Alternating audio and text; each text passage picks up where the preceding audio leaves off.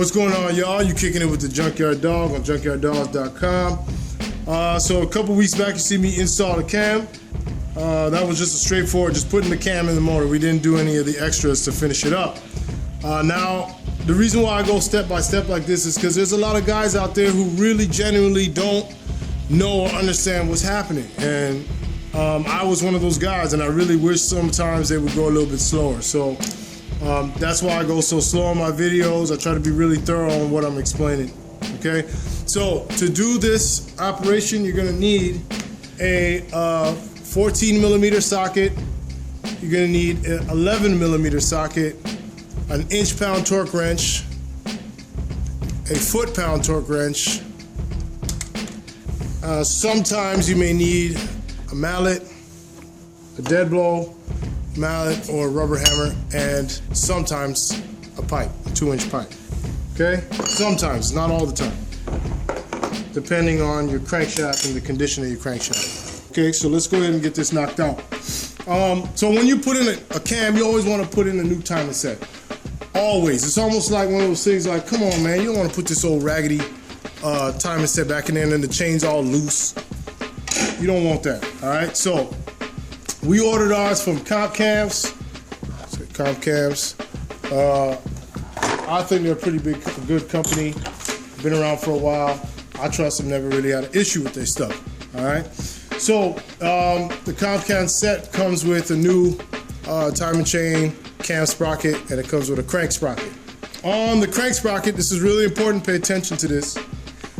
There's 3 settings. When you see that O, see it? Okay, that setting right there is the original OEM setting. You see this kind of rectangle or square kind of look right here? This setting is retarded setting, 4 degrees retarded. And see that triangle? That's 4 degrees advanced. That's for people who are more technical and into getting the cam advanced or retarded. Retarded probably because they're supercharging, or they're, turbocharging and whatnot, and advanced in case they want to, try to cheat a little bit and get a bump in compression or whatnot. So, yeah, so here we go, all right? So what you want to do is you want to get the crank sprocket, just slide it on in the 0 position, because this is not necessarily a high-performance motor. We just got a couple bolt-ons going on this, and you just go ahead and slide it on. Now, you don't want to slide it all the way to the back just yet. Just leave it out, and I'll show you why in a minute. We got a cam thrust plate. You guys seen it in the last video. What I did was just clean it up, threw it in the bead blaster. I like stuff to be clean when I go back and install it again, you know what I'm saying? Just to make sure there's no crap going back in there. And then I cleaned it off with some WD-40 and then wiped it clean. So boom, there it is. And you got the 2 bolts. These are 11 millimeter. So to install this, you want to make sure it's going to say on there back bottom. All right. There's a reason for this. Okay. You see this little channel right here? When your oil pressure builds up, it comes through this little hole, and it actually puts oil in this little area here and helps to oil the front of this thrust plate, so that the cam isn't rubbing metal to metal against this plate. It's actually oil in there, giving it a little shield. So you're gonna turn it this way, right? So this is the back of it and the bottom down here. So boom, stick it just like that. Bam, it is. You know what I'm saying? So after you do that, we're gonna take some of this young Permatex, you know what I'm saying, thread locker blue. You don't wanna use red, because if you use red, it might be really hard to get this, these bolts out in the future if you wanna change the cam. Just wanna use blue, just keep it in place. You know what I'm saying? But they're not super big bolts, so you don't want to get them in there too tight, or you break the head off and won't be able to get them out. So, shout out to Permatex, you know what I'm saying? They hold me down. So, take a little of that. You don't gotta use a whole lot, you don't gotta gob it on there, just a little bit. Okay, boom. I usually put the top one in first, and just throw a little on this bottom one, boom. Goes up your little thread locker. All right, boom. So after you get those in, you're gonna use your inch-pound torque wrench. You're gonna set it to 120 inch-pounds. Inch-pounds. I repeat, inch-pounds. Fellas, don't put foot-pounds. You put 120 foot-pounds on this, you're gonna break the bolt, and it's hell and high water to get it back out of there. Inch-pounds, all right? There, so we're gonna set it to 120, and go ahead and just lock it down. Okay, do a little preliminary check here. Bam, and bam, there we go. So now the thrust plate is on. Perfect. We're moving on. So now we're gonna get this sprocket right here, the big boy, you know. Now the orientation of this, you wanna see this little dot right here? You want that to face a 6 o'clock position like the dial here. As you're gonna see, the 6 o'clock matches this dial 6 o'clock right there. Now the reason why I didn't put this crank sprocket all the way on is because you kinda wanna slide them all on at the same time, right? So, I'm gonna go ahead and get him in that young 6 o'clock position. Right now, mind you, might give you a little trouble. Nothing heavy, just a little something. Just give him a little love tap, you know. Put him on there. Boom, we in the game, right? There it is. Just give him a couple love taps to make sure you in there. All right, so then you go ahead and get you your cam bolt. It's a good idea to get a new one. This is a budget build. We'll be all right. So once again, we get that young Permatex blue. Go ahead and hit it. I want this coming out on you.